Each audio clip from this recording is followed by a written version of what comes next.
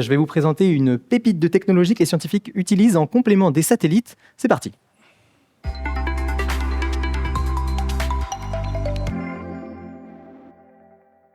Alors les satellites, c'est vrai, nous apportent une bonne vue d'ensemble des océans, mais ça se limite souvent à une vision de la surface ou alors des quelques mètres de profondeur. Alors pour compléter cette vue, les scientifiques développent des outils incroyables comme ce robot sous-marin. Et pour en parler aujourd'hui, je suis accompagné de Hervé Clostre. Bonjour Hervé. Bonjour. Vous êtes océanographe à l'Institut de la mer de Villefranche et vous êtes le coordinateur du programme OneArgo. Alors c'est un programme qui a marqué une avancée majeure dans l'observation de l'océan. Est-ce que vous pouvez nous expliquer pour bien comprendre ce que c'est que ce programme OneArgo ? En gros, c'est un programme international il y a à peu près une trentaine de pays qui déploient ce genre de robots plus ou moins sophistiqués. Il y a différentes variantes et qui permettent de compléter l'information des satellites qui voient la surface sur la dimension verticale. Certains vont jusqu'à 2 km de profondeur, d'autres jusqu'à 6 km et certains sont bardés de capteurs simples, température, salinité de l'océan, et d'autres beaucoup plus complexes comme l'exemple qu'on a ici. Très bien, alors on va découvrir les capteurs qui équipent ce robot un petit peu plus tard, mais d'abord je voudrais comprendre quand est-ce que ça a commencé finalement ce programme OneArgo et qui coordonne ce programme ? Alors, il a commencé dans les années, on va dire, 2000. Ouais. Ça fait 25 ans, on fête les 25 ans. Oui, donc il y a déjà vraiment tout un historique. Et donc, initialement, c'était des océanographes physiciens qui mesuraient justement la température et la salinité et qui ont dit il faut développer une observation de l'océan mondial grâce à ces robots. Ok, donc tous les premiers robots qui étaient équipés de seulement capteurs, on va dire basiques, mais simple mais essentiel pour comprendre le fonctionnement de l'océan et notamment en quoi l'océan nous rend de fiers services en absorbant l'excès de chaleur qui est lié au changement climatique. Ouais, on va y revenir. Ouais. Et ensuite, progressivement, d'autres scientifiques comme moi, qui suis de formation plus biologiste et chimiste, on a commencé à équiper avec des capteurs plus sophistiqués. Vous avez ajouté votre grain de sel, si j'ose dire. Voilà, et donc c'était une des spécialités de notre laboratoire. Ouais. Et donc du programme Argo, on a développé le programme BGC Argo, Bio-Géochemical Argo, qui reconnaît la vision à la fois de la biologie et de la chimie dans ses observations. C'est une sorte d'évolution du programme, en quelque sorte. Voilà, c'est un programme en perpétuel mouvement qui repose toujours sur ses bases fondamentales, la température et la salinité, et qui s'étend maintenant, qui va sous les zones polaires, qui va dans les abysses. Donc c'est un programme qui, d'une certaine manière, devient essentiel pour le monitoring de l'océan, mais aussi pour l'exploration de l'océan. Et alors, je reviens sur ma question, mais qui est-ce qui coordonne ce programme ? C'est pas vous seulement à l'Institut de Villefranche. Alors, au-dessus de nous, il y a la World Meteorological Organization, la WMO, et puis l'UNESCO et la Commission océanographique internationale. Et là, c'est des labels qui nous permettent dans les laboratoires et à l'échelle nationale. Donc, chaque pays a un programme Argo national qui est organisé entre les différents laboratoires et tous les chercheurs représentants de ces pays se coordonnent à l'échelle internationale et organise, si vous voulez, l'ensemble du programme et de la distribution des données. Donc c'est vraiment un travail collectif et une collaboration scientifique internationale. Oui, et je pense que c'est un superbe exemple d'observation de l'océan, parce que ce qui est essentiel, c'est que les données de ce programme sont mises à disposition de la communauté en temps réel et en libre accès. Ça, c'est fondamental. Jusqu'à présent, les océanographes avaient plutôt l'habitude de garder leurs données. Là, elles sont disponibles pour tout le monde. Alors, je le disais, je pense qu'on l'a compris avec cette journée, les satellites nous apportent déjà beaucoup d'informations sur les océans. Mais concrètement, qu'est-ce que ces flotteurs peuvent apporter de plus ? Alors, déjà, ce que ne voit pas le satellite, c'est-à-dire il voit les 10 premiers mètres, on va dire, et là, il nous apporte la dimension verticale. Donc, la dimension verticale de la température, de la salinité. Mais moi, en tant que biologiste, par exemple, j'aime bien regarder le phytoplancton. Le phytoplancton, c'est la prairie de la mer, c'est du végétal. Et qu'est-ce qui caractérise le végétal ? C'est la chlorophylle. Donc, on a commencé à mettre des capteurs de chlorophylle.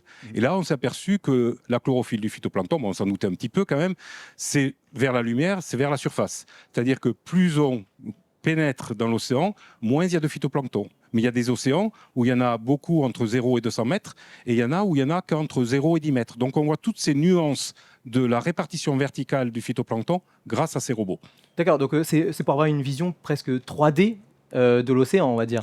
Exactement. Actuellement, maintenant qu'on commence à avoir suffisamment de données sur la verticale, notamment avec cette nouvelle composante BGC Argo, on est capable de reconstruire l'océan un cube d'océan entre la surface et 2 km de profondeur et pratiquement de générer toutes les semaines l'évolution de ce cube dans la composition de la biomasse. Donc ça veut dire qu'on peut même aller en 4 dimensions, puisqu'on suit aussi l'évolution dans le temps. On parle de 3D ou 4D si on rajoute la dimension temporelle. Très bien. Alors, le programme Arnago, c'est un réseau de capteurs. On en compte combien aujourd'hui? Donc maintenant, on est à peu près 4000 flotteurs de différentes nuances. Donc il y a les originaux qui mesurent la température et la salinité. On va dire qu'il y en a à peu près 2500 actuellement. Ceux qui mesurent la biogéochimie, plus sophistiqués, plus chers, ça c'est important aussi, il y en a à peu près 500. Et il y en a à peu près, on va dire, 500... je ne sais pas, je n'arrive pas à 4000. Si, j'arrive à 4000. En gros, on a 3000 des anciens plutôt et 500 qui vont en profondeur et 500 qui font la biogéochimie. D'accord, donc là, on a 4000 flotteurs qui sont en permanence dans l'océan comme ça et qui naviguent. Donc finalement, c'est un réseau. Donc on couvre quoi, tout l'océan comme ça, tous les océans? On couvre d'une certaine manière tous les océans, mais il faut quand même se dire qu'un flotteur ou un robot qui est au milieu de l'océan, la surface de l'océan, c'est 70% de la surface de la planète. Quand on a un flotteur, en moyenne, il n'y en a pas autour dans un carré de 300 km par 300 km. Donc il faut quand même relativiser. Nous, on est super contents, mais c'est très peu en même temps l'information qu'on a. Mais c'est une information extrêmement utile. Donc il faut commencer par ces premières mesures en espérant que le réseau puisse se déployer ensuite. Très bien. Alors on va essayer de voir un peu plus les capteurs qui composent donc ce flotteur. Et pour ça, on va jouer à un petit jeu et je vais faire appel à deux jeunes. Bruno et Vincent, si vous voulez bien me rejoindre. Je vous donne des... Alors, capteur. Vous allez voir, le principe du jeu est assez simple.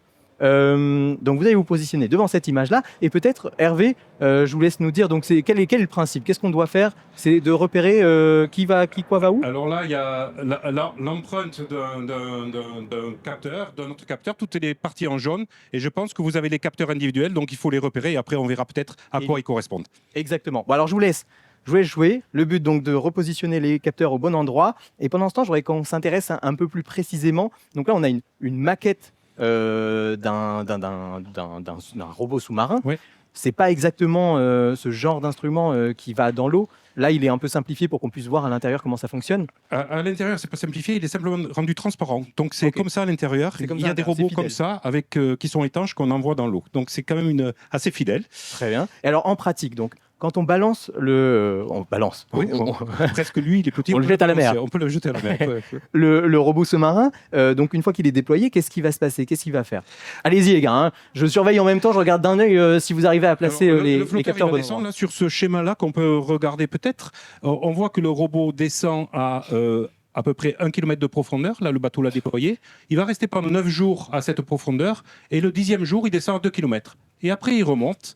Et pendant toute la remontée, c'est là qu'il va mesurer que ces capteurs vont acquérir les données de température et salinité, parce que celui-là, c'est un des simples. Et quand il arrive à la surface, il transmet au satellite et il repart pour un nouveau cycle. Très bien. Et tout ce cycle, donc, de combien de temps au total, vous m'avez dit? 10 jours. 10 jours, il le fait en toute autonomie? Complète autonomie, sur des durées de vie qui vont de 5, 6 à 7 ans. Très bien. Donc il se débrouille tout seul et il se repère aussi, il se laisse porter par les courants. Oui, en fait, comme l'essentiel de son cycle de vie le passe à 1000 mètres, c'est les courants à 1000 mètres qui le répartissent dans l'océan d'une certaine manière. Donc, il sort à un endroit, on a un point GPS, et il va ressortir à un autre endroit avec un autre point GPS. Des fois, c'est 3 km plus loin, des fois, c'est 50 km plus loin, en fonction des courants qui auront eu lieu, qui l'auront déplacé à 1000 mètres. Très bien. Alors, je vous laisse venir à ma droite, et vous allez nous expliquer maintenant comment ce flotteur est capable de descendre et de monter tout seul, comme ça, dans les océans. Il n'a pas de moteur. Ah, il a quand même un petit moteur, il a une petite pompe. Ouais. Parce que j'ai l'habitude de dire qu'un flotteur, c'est de la plomberie et de l'électricité. Donc, la plomberie, c'est ce qui le fait monter et descendre. Vous avez ici une vessie. Vous avez ici une autre vessie. C'est une sorte de petits ballons. Des petits ballons, oui, c'est comme des ballons.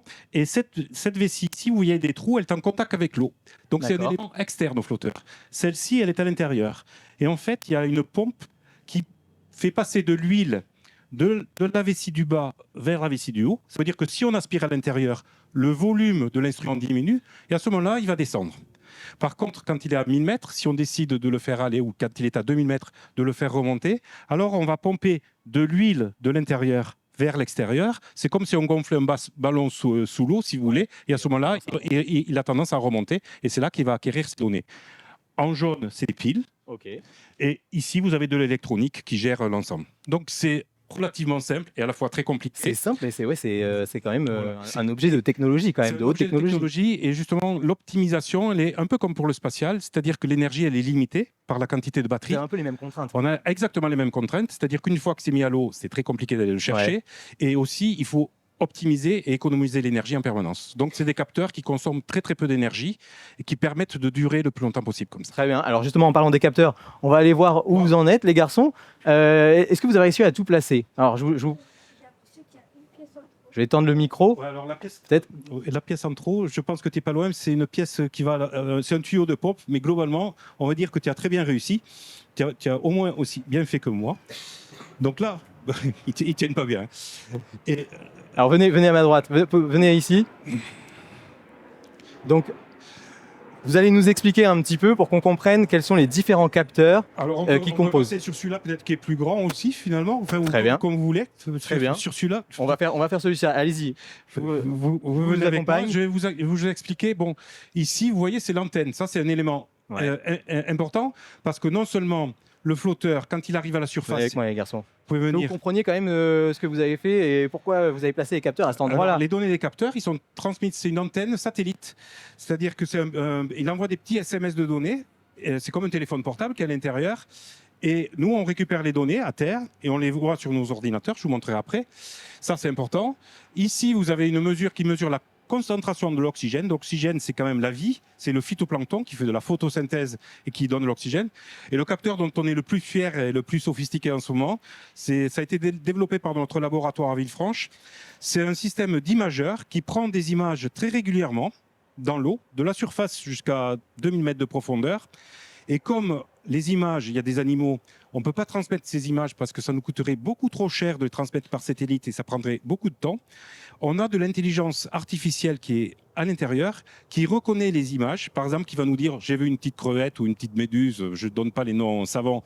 Et à ce moment-là, il va nous dire j'ai vu une crevette de telle taille, et nous, on a le résultat qui nous est transmis. Donc, il fait son analyse on-board, on dit, dans l'appareil. À l'intérieur. Ok. Voilà.